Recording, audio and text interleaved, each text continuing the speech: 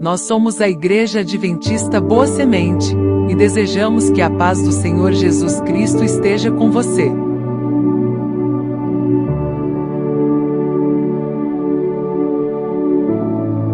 Estamos muito felizes com a sua companhia.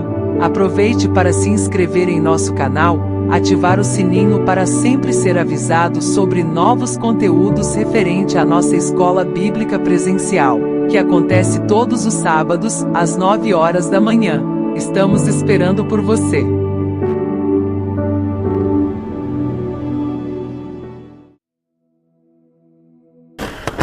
Olá, irmãos.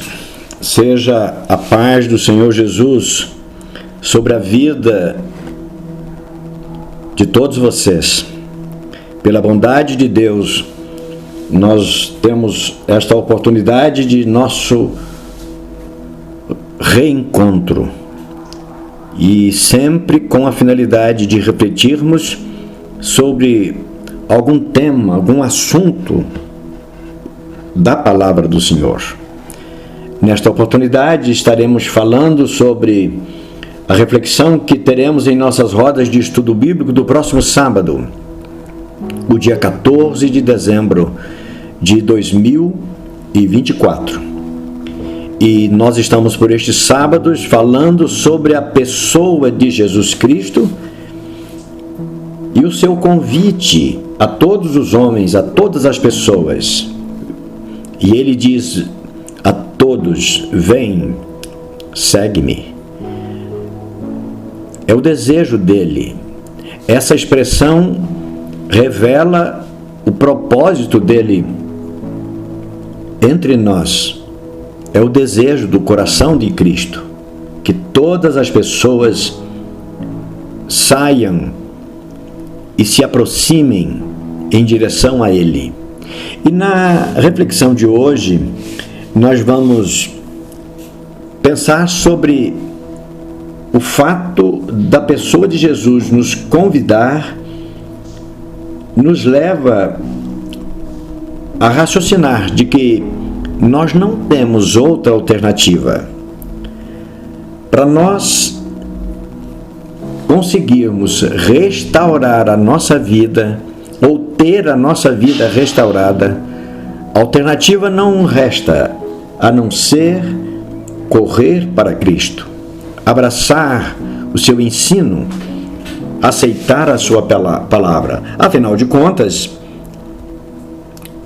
no capítulo 4, verso 12 do livro dos Atos, nós temos o nosso texto de ouro. E é uma afirmação que nos faz pensar, ou que deve nos fazer pensar.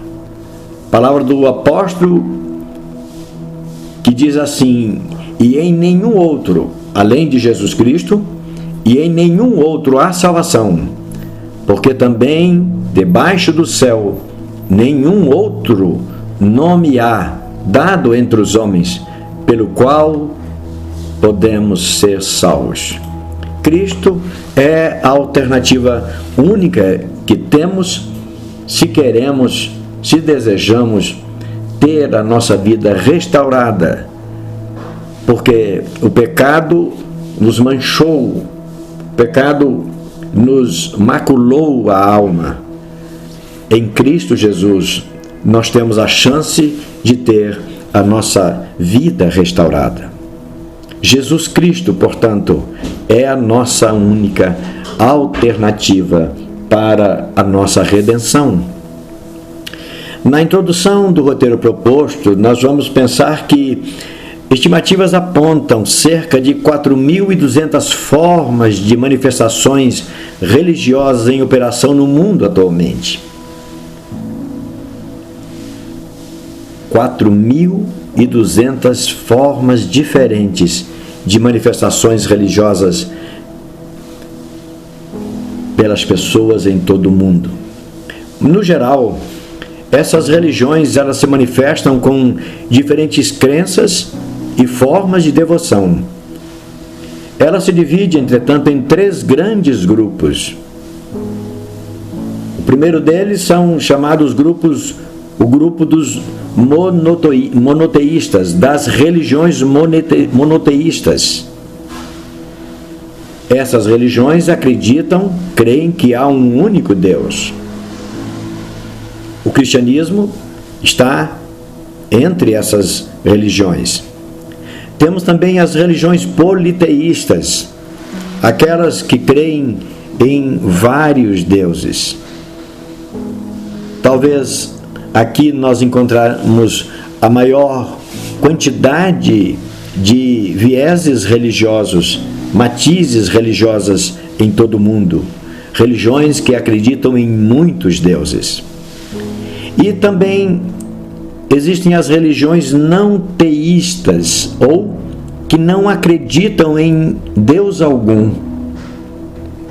São as manifestações filosóficas espiritualistas, geralmente centradas no próprio homem, voltada para o estímulo do homem agir de tal maneira que ele mesmo consiga, pela sua própria capacidade, pelos seus próprios esforços, ele mesmo consegue ir se regenerando até atingir patamares mais elevados. E o cristianismo, do qual nós fazemos parte, como disse, crê num único Deus. E esse único Deus se manifesta e se identifica em três pessoas distintas: o Pai, o Filho e o Espírito Santo. Sobre o Espírito Santo, especificamente, nós vamos trabalhar com esse assunto e vamos aprofundar um pouco mais nossas reflexões em oportunidades futuras. Mas de todas as demais religiões que há no mundo, o cristianismo é a única que serve e adora um Deus que se encarrega, Ele mesmo, de ensinar, de instruir, de fazer promessas e cumpri-las. Irmãos, isto faz toda a diferença, porque na medida em que você vai ouvindo e vai refletindo, você pode pensar: mas como eu posso saber que estou seguindo uma religião correta, um viés religioso correto? É isso que nós estamos dizendo. Dentre todas as religiões, o cristianismo é a única forma de servir e adorar a um Deus que se encarrega, veja só, Ele mesmo, de ensinar e instruir. Isso aqui cabe uma ponderação. Todas as demais religiões que não sejam as religiões cristãs está firmada, baseada em ensinamentos que alguma pessoa fez, construiu, criou. O cristianismo fala de um Deus que é esse Deus que fala, é esse Deus que instrui, é esse Deus que faz promessa, e é esse Deus que cumpre as suas promessas. E o cristianismo também, ele é a única religião que mostra um Deus capaz de amar as pessoas e fazer dessas pessoas pessoas restauradas. E para mostrar essa sua capacidade, o Deus do cristianismo, ele se fez uma pessoa. E como pessoa, ele morreu pelas pessoas, no intuito de salvá-las e conceder a elas a condição, a possibilidade de viver eternamente. Embora anunciado e ensinado por homens imperfeitos, tendenciosos e maus, o cristianismo é perfeito, como é perfeito aquele que é seu fundamento. Irmãos, uma coisa é a gente imaginar que os pregadores do cristianismo, aqui ou ali, nós somos homens imperfeitos, incapazes de fazer aquilo que nós pregamos no que diz respeito à regeneração humana, porque só Cristo é capaz. Só o Cristo, que é o Senhor do cristianismo, é capaz. embora, repito, o cristianismo seja pregado e anunciado por homens imperfeitos, aquele que é o seu fundador, aquele que é o seu sustentador, aquele que é seu fundamento, o Senhor Jesus, Ele é perfeito. Isso a gente encontra nas próprias palavras de Jesus, escrita pelo evangelista Mateus, no capítulo 5 e o verso 48, e ele vai dizer assim: sede vós perfeitos, como é perfeito o vosso Pai que está no céu. É isso. O cristianismo é pregado por homens imperfeitos, mas o seu fundamento é um Deus perfeito, que trabalha em favor daqueles que lhe obedecem. Graças a Deus. Na reflexão 1, a gente vai dizer que, circulando em meio a um mundo dominado pelo mal, o cristianismo segue soberano. Eu não sei se você já parou algum momento para refletir. O mundo é mau, nós vivemos num mundo perigoso, nós vivemos num mundo que os valores são reduzidos a deboche, a praticamente nada. O que vale é a força, o que vale é a vaidade, o que vale são as palavras e os sentimentos dos homens. O mundo é mau, mas o cristianismo segue sereno, o cristianismo segue soberano. E apesar das oposições que se levantam contra ele, homens e mulheres dominados por suas inexplicáveis paixões têm se levantado e proclamado de forma velada ou explícita sua oposição e seu desprezo ao cristianismo. Pessoas importantes, poderosas entre os homens. Mas o cristianismo segue como que alguém que ignora essas oposições. Ele segue. Deus segue fazendo a sua obra. Apesar de toda essa oposição, contudo, a palavra daquele que planejou e estabeleceu o cristianismo continua na vanguarda do combate a todas as formas de forças que, contra ele, o cristianismo, se levantam.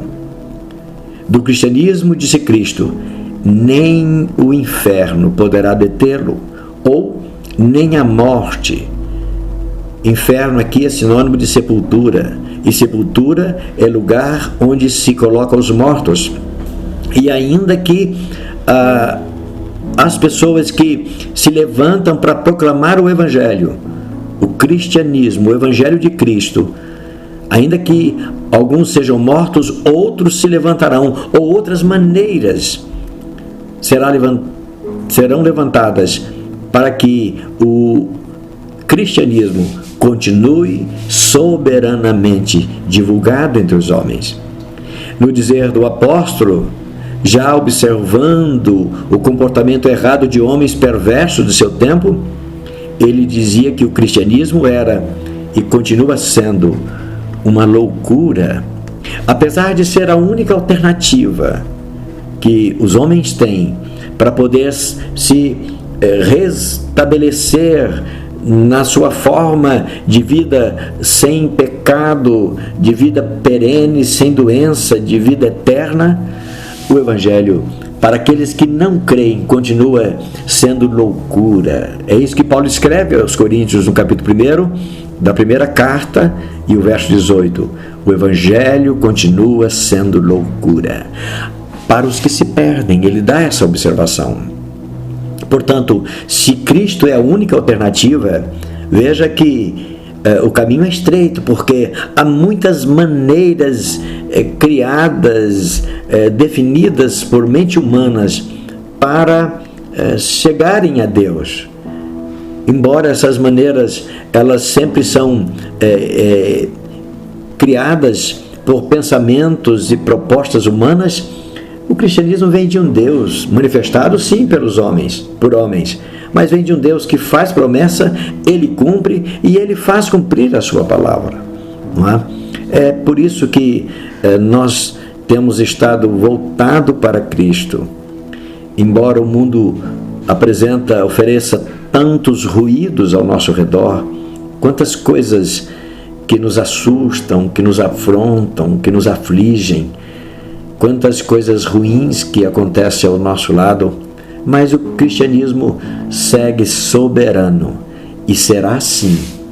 Ele passou por milênios já, séculos já, e ele será assim, seguirá a sua trajetória até quando o Senhor do cristianismo o desejar que assim seja. Na sequência 1, vamos dizer que Jesus é a figura central do cristianismo. É por isso que o cristianismo segue soberano. Quem pode deter Jesus? Qual força, qual estratégia poderá fazer com que os propósitos de Jesus Cristo se frustrem? Não há quem possa detê-lo.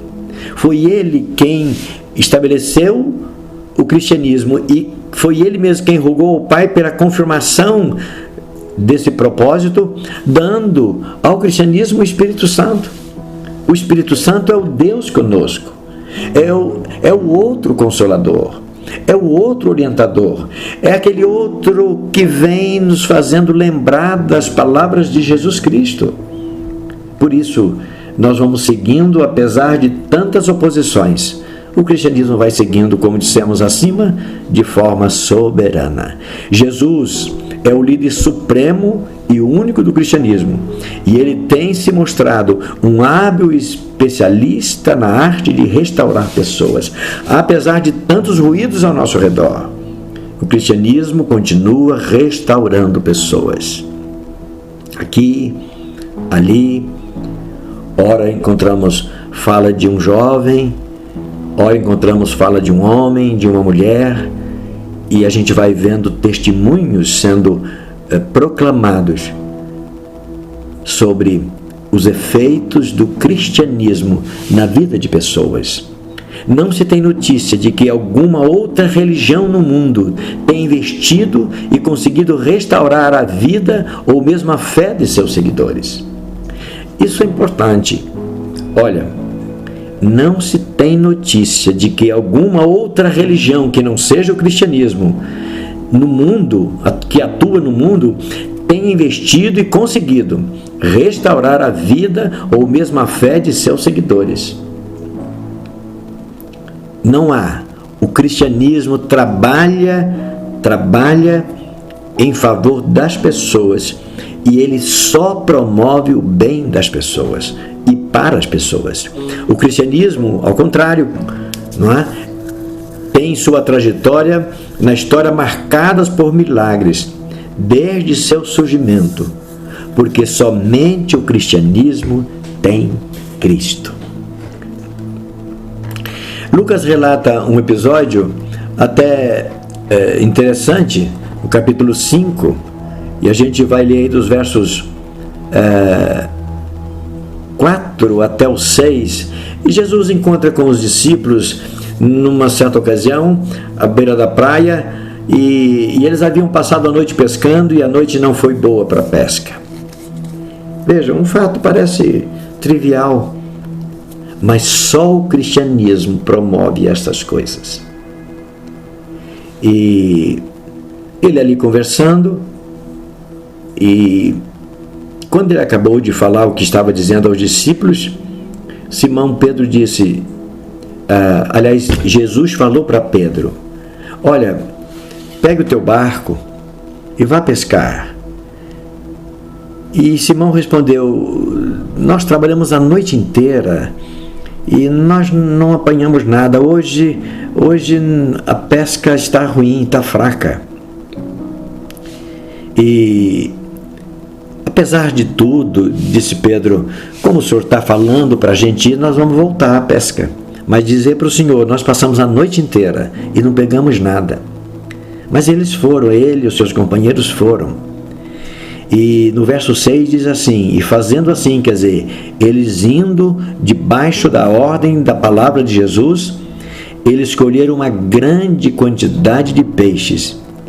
E as redes iam se rompendo, dado a quantidade de peixes, da grande pesca que eles conseguiram. Veja, parece uma coisa trivial, não é? Mas só o cristianismo faz isso. Foi Jesus que falou para os discípulos: olha, pegue o barco, entre em mar adentro. E os discípulos responderam: mas que coisa, nós estamos cansados, passamos a noite toda, foi uma noite só de canseira, nós não conseguimos nada. Mas Jesus havia dito: vão pescar. E eles, debaixo dessa palavra de Jesus, eles saíram para pescar e colheram lá, conseguiram apanhar 150 grandes peixes. Então, assim, só o evangelho do cristianismo, o evangelho de Cristo é que nos traz essas informações. Não há nenhuma outra religião no mundo que apresenta um tipo de situação assim, que apresenta uma realidade dessas. Milagres só acontecem dentro do cristianismo. É a alternativa que nós temos para ir para Deus. Ele prova a sua bondade, a sua familiaridade, o seu envolvimento conosco. E na reflexão 2, uma proposta para a gente pensar: que o Evangelho não é loucura, nós já sabemos. É loucura para os que se perdem. Mas, apesar de parecer ser loucura para aqueles que se perdem, contudo, infelizmente, é possível visualizar muita loucura praticada por evangélicos em nome do Evangelho. Irmãos, para a gente pensar, o Evangelho é puro, objetivo. O Evangelho não traz confusão, não promove discórdia, não promove desacordo, não promove intrigas. Pelo contrário, nos registros históricos do cristianismo é possível encontrar muitas loucuras introduzidas pelo homem e que tem maculado o puro e santo Evangelho. São práticas, crenças, rituais, etc., totalmente incompatíveis com o santo Evangelho. Por outro lado, o que não falta são cristãos ensinando e praticando em nome da fé loucuras insanas. No capítulo 14 da primeira carta aos Coríntios, Paulo vai gastar uma porção de tempo instruindo aqueles irmãos para que eles se comportassem dentro daquilo que a palavra de Deus havia passado para eles, no sentido de que eles deviam saber que é preciso ter cuidado, é preciso se adequar à palavra de Deus, é preciso saber que os milagres e as coisas extraordinárias que acontecem no meio evangélico, no meio cristão, são coisas naturais, vindas do céu, naturais do céu, não naturais dos homens, mas naturais dos céus. E que nós devemos fazer isso, usufruir disso, manifestar essa graça de Deus para nós de maneira ordeira, de maneira que edifique a todos. Veja, Cristo e o cristianismo não tem a finalidade de transformar o mundo, de convencer o mundo através de manifestações miraculosas. O Evangelho tem a finalidade de convencer o homem, a pessoa, que essa pessoa precisa de Deus. E o que Deus nos dá são para a gente se alegrar, para a gente poder usufruir de graças que vão fortalecer a nossa fé, a nossa confiança em Deus. Mas que não é por intermédio de graças que nós recebemos como dádivas, dons vindo de Deus, é que nós vamos convencer o mundo, é que a pregação vai convencer as pessoas. O próprio Jesus não fez isso. As pessoas muitas vezes aproximaram-se dele para ver algum milagre ou coisa assim, e ele se furtou de fazer isso, porque não era essa a finalidade. É preciso que nós compreendamos o Evangelho pelo Evangelho, e não por graça e ações miraculosas de Deus através das pessoas que pregam o Evangelho. Na sequência 2, a gente vai dizer que nós conhecemos os fatos que cercam o encontro de Paulo com Jesus Cristo. Sabemos que Paulo era um homem bem preparado para viver pela sua fé. Ele era um homem sincero, ele era crente. Entretanto, ao ser abordado por Jesus, perguntou-lhe o que queria dele. O que o Senhor quer de mim? Ele poderia dizer, eu já sou servo do Senhor, eu estou aqui nesse caminho, nessa estrada, a serviço do teu reino, do Senhor. Mas não, ele recebeu esclarecimentos e instruções e seguiu toda a orientação sem questionar. Ele percebeu que, sem ser por Jesus Cristo, não tinha nenhuma alternativa que o conduzisse ao que ele tanto desejava, ser restaurado por Deus. E foi exatamente essa sua convicção que deixou o governador Festo apavorado. No capítulo 26 do livro dos Atos, Lucas relata uma ocasião em que Paulo se apresentou ali diante daquele governador, e o governador, ao ouvir Paulo, ficou assim apavorado, porque Paulo falava com muita autoridade. Olha o que Lucas escreve, e no verso 24, capítulo 26 dos Atos: e dizendo ele isto em sua defesa, quer dizer, Paulo, disse Festo em voz alta: estás louco, Paulo? As muitas letras te fazem delirar. Mas ele disse: não deliro, ó potentíssimo Festo, antes digo palavras de verdade e de um são juízo, porque o rei, diante de quem falo com ousadia, sabe estas coisas, pois não creio que nada disso lhe é oculto, porque isto não se fez em qualquer canto. Ali ele responde ao governador dizendo: o senhor sabe do que eu estou falando.